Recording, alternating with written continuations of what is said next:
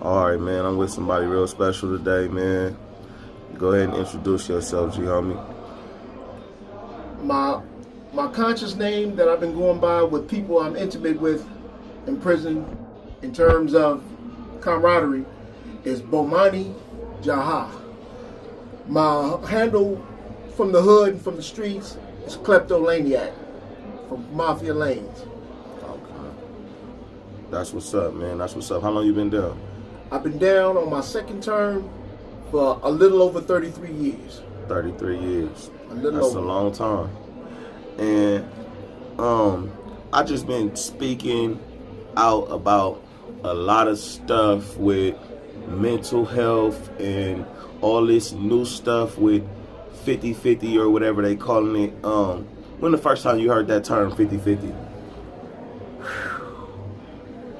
Well, the first time I heard that particular term for it, I've heard other terms for it, but I don't remember those names. Only name I remember making it official on 50-50 was around 98, 99. 98, 99. And when you first heard that term, what was it in reference to? It was in reference to PHU inmates, which was the original term for SNY. It was called Protective Housing Unit. And that's where people went that had problems with inmates from the general population.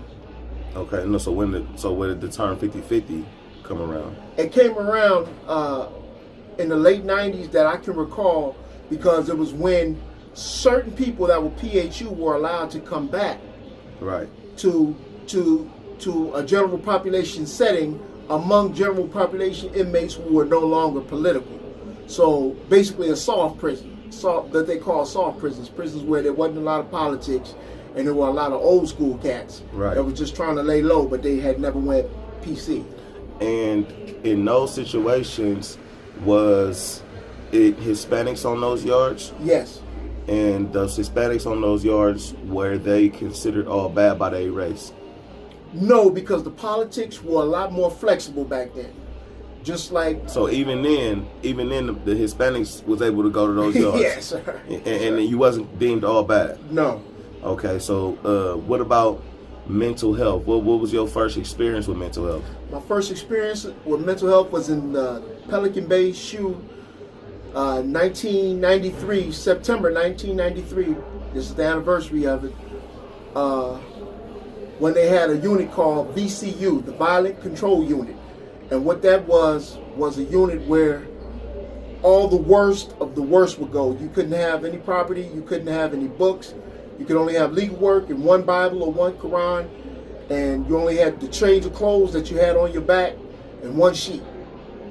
And no, I'm sorry. No, it's good. Okay.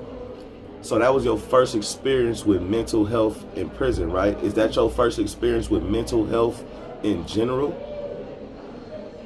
Yes. Yes. In prison. And No. In general. Sorry. In general, no. I had some issues since I was like my earliest memory, 9 months old. You know, some shit that was like the poltergeist, but I'll go into details. Right. The Exorcist. You know, it's been a lifelong problem with me. So this has been something that you've been suffering with since infancy, literally. Right.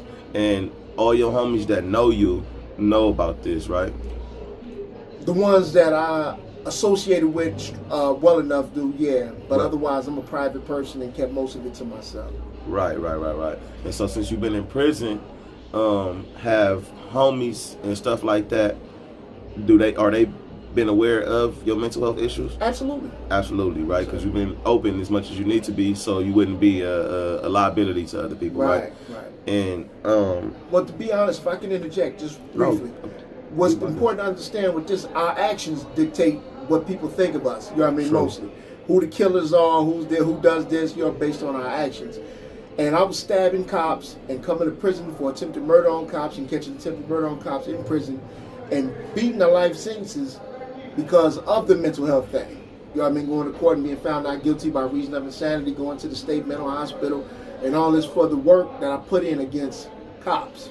Those were the ones I was gangbanging with all the way from 18. So I was considered crazy based on the fact that I would stab a cop before I would stab an inmate over something that would seem insignificant. Right. So because the cop is the enemy. It was my right? enemy. Right. Of course, I understand that. And so, since how long you been EOP? I was the first person. I was the first 75 people to ever become EOP because of the Violent Control Unit in Pelican Bay. My friend, who was a Norteño, who is now dropped out in SNY like me, his name is Alejandro Madrid. Anybody could look it up. It's the landmark case that changed the face of corrections since he did the civil suit. I was a part of that civil suit. All of us were in the Violent Control Unit. When the suit got picked up and they was filing it, all of us that was in VCU got picked up out of there and placed in a pilot program, the first EOP unit ever established in Pelican Bay, yes sir, in 1994.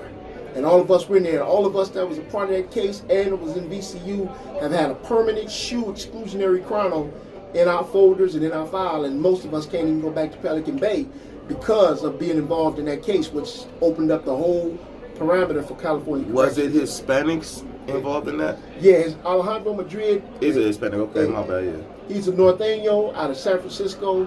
His nickname for the clique, his clique was called Cano. And this was before it was any designation as far as right. It was just PC and right. GP. None of this before. Well, there's still a designation for PHU, PC at that time.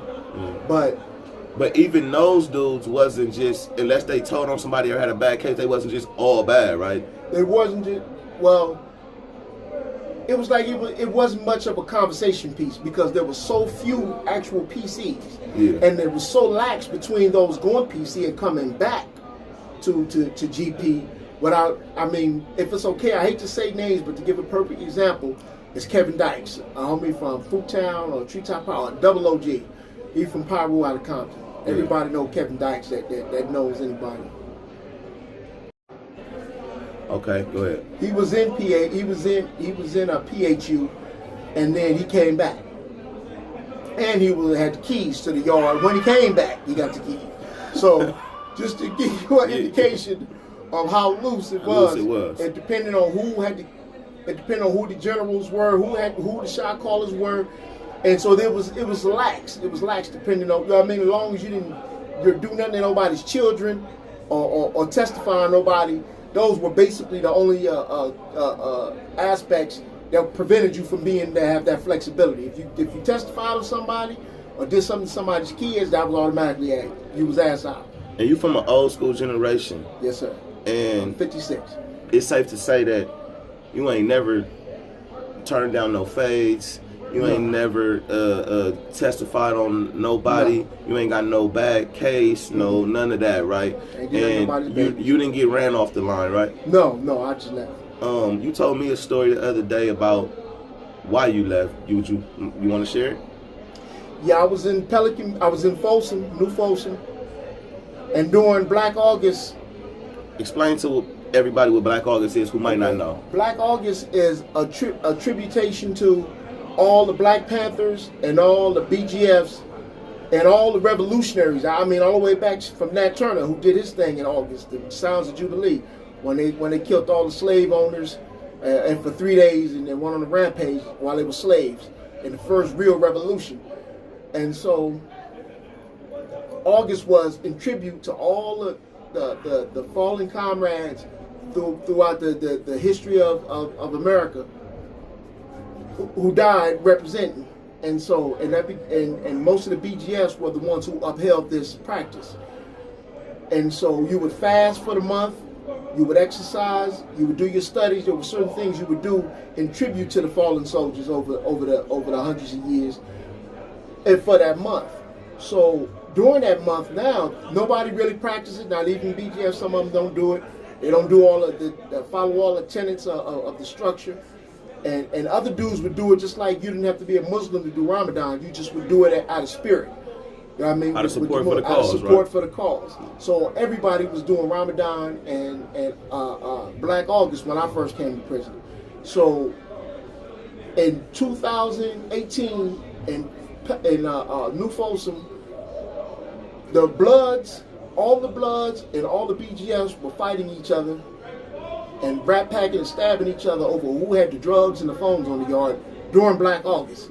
So in the prison where the killed. last revolutionary of the Black Panther BGF movement got killed. On that was his honor. He got killed in August, which was a slap in the face. They made sure they did it in Black August. Right. And then within a couple of years, in the same time his mother, whether his memory was not truly represented properly, nor was the retaliation that should have happened for it, they was fighting each other. Bloods and BGF were kissing cousins through my whole career that I know of, and they was rolled on. They was best friends, even though separate entities. They were allies, and they was trying to kill each other in a prison where they just killed.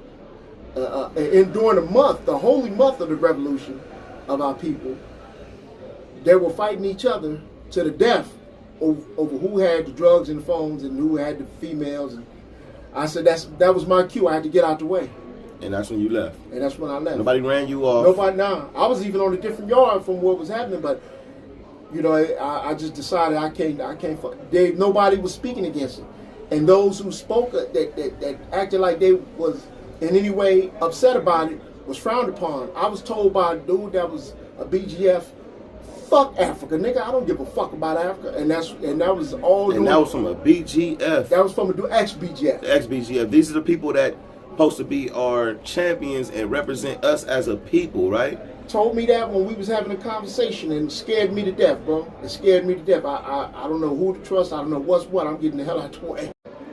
All right, so I just wanted to double back for a minute on the EOP, SNY, and all of that. What do you remember when the term or SNY first came around? Yeah, that didn't come around till a lot later. Till I say 99 at the early 2000. 2000. That's when I first heard of it.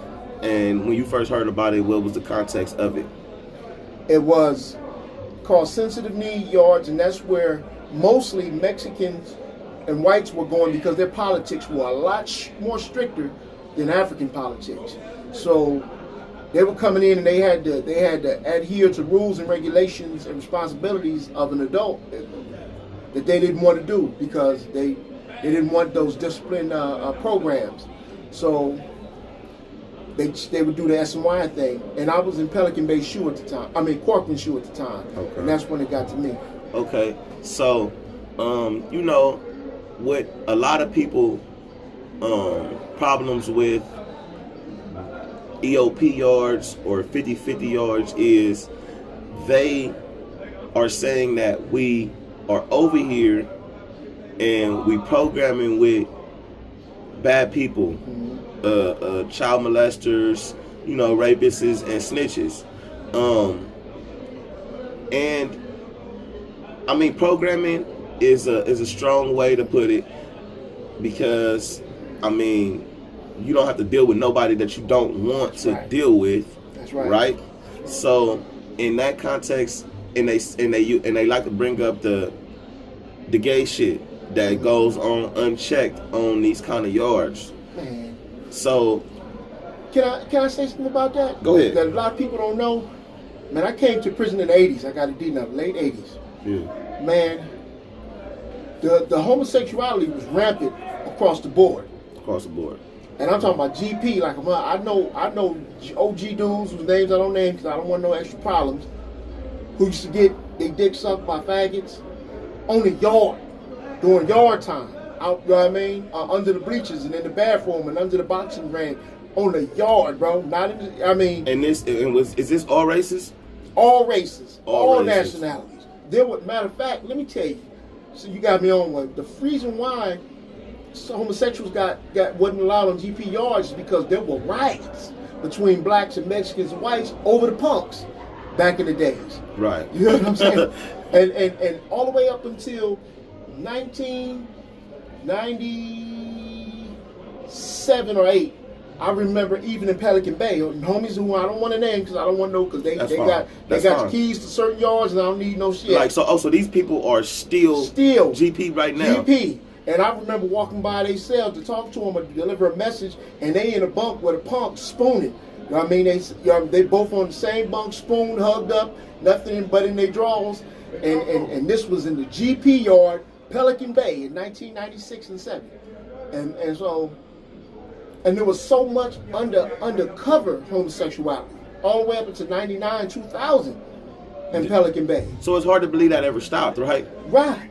If these same people are running the yards now, even though it's not in public, it's hard to believe that ever stopped, right? Right. And we can only talk about our homies right. because we know what our homies was doing. Seen it. So, it ain't just a hearing about it. I'm talking about Johnny on the spot. I done seen it, Right. You had to be careful walking up on the dude's door back in the day. And nobody said nothing. And nobody said nothing about it. Nothing.